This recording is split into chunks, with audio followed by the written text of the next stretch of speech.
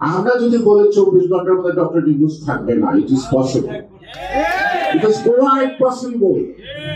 আমরা 71 সালে যারা নাকি আমাদের মা বোনদের ইজ্জত লুট করছে, যাকে নমিনেশন দিবে তাকে তারা ভোট দিবে, থাকে না কথায় শেষ পর্যন্ত প্রমাণ করে যারা মূল বেসিক বাংলাদেশের স্বাধীনতায় যুদ্ধে বিরোধিতা করছে, তাদের সবক শোনার জন্য কি আমরা এখনো বেঁচে আছি নাকি? নির্বাচনটা হবে কতটুকু আশাবাদী? আমি কিসের সঙ্গে দেশে ক্ষমতা গেলে দেব? কিসের সঙ্গে? আমার সূচনাই তো নাই। যদি এই সরকার কিছুটা উদ্যোগ নিত, পরের সরকার এটাকে আগে দিতে পারত, তাই না? আবার আমরা যারা নির্বাচন করুন, মুখে ফেসিবাদের পাইলে গলা টিপা মাইয়া ফেলাম, কিন্তু তার দোষরা যারা টাকা পয়সা লুটপাট করছে তাগুলো গোপনে দেখা করে নির্বাচনের টাকা 5 কোটি 10 কোটি টাকা নিয়ে আসো।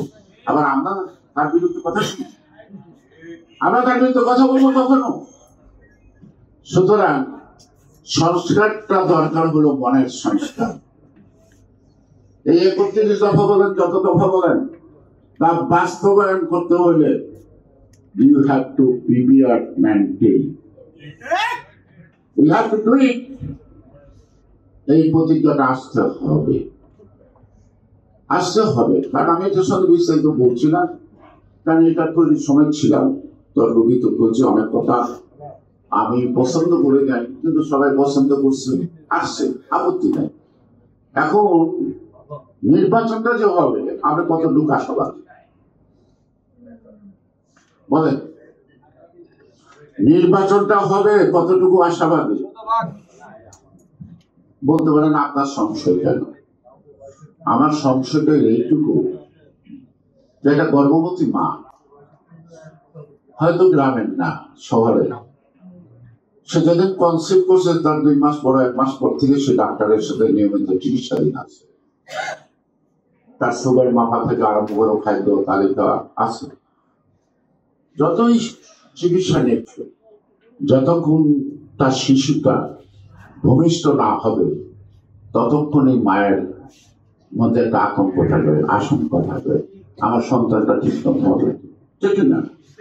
এই জন্য আমার কাছে এই আশঙ্কাটা, যে নির্বাচন নিয়ে একটি অংশ এক এক সময় এক একটি কথা বলবে, কখনো কখনো চ্যালেঞ্জ করে, কখনো কখনো বিদ্যাগুলো দেখায়, এই শক্তিটা পায় যারা মূল বেসিক বাংলাদেশের স্বাধীনতায় যুদ্ধে বিরোধিতা করছে, তাদের সবক শোনার জন্য কি আমরা এখনো বেঁচে আছি নাকি? তাদের তারা বের করে দিতে চাচ্ছে না। তাদের হুঙ্কারটা তো ভালো লাগে না, এত হুঙ্কার তো ভালো লাগে না, কারণ আমার দলের প্রতিষ্ঠাতা শেষ সর্বকালের সর্বশ্রেষ্ঠ একজন মন্ত্রী, সেই দলের কর্মী হয়ে আমরা 71 সালে যারা নাকি আমাদের মা বোনদের ইজ্জত লুট করছে, করে নাই? তারা আমাদেরকে ধমকি দেয়, ডক্টর ইউনূসের নামায় দিব, ফালাই দিব, কত কথা। আরে ডাক্তার ইউনূস তো আমার খালাতো ভাই না, আমার দুলাভাইও না, তো তারা রাখতেই হবে। আমরা যদি বলি 24 ঘন্টার মধ্যে ডক্টর ইউনূস থাকবে না, it is possible, it is quite possible.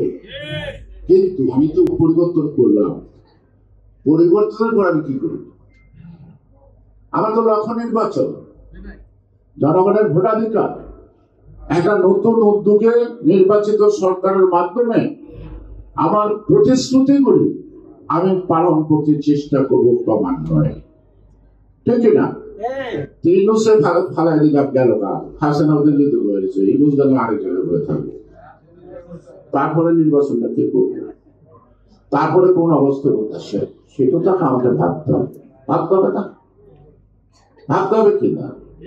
তো সে কারণে আমাদের, আপনারা যে বলছেন যাকে নমিনেশন দিবে তাকে তারা ভোট দিবে, থাকে না কথায় শেষ পর্যন্ত প্রমাণ করে আমি রিয়েক্ট করি। মন খারাপ থেকে ঘরে বসে মন খারাপ করে সহ্য করতে না হলে চোখের পানি ফেলেন, রাস্তা নামে আবার বিরোধিতা করেন। এই কাজটা করেন, এই কাজটা করেন না। তা আমার মনে হয় বলার কোনো শেষ নাই।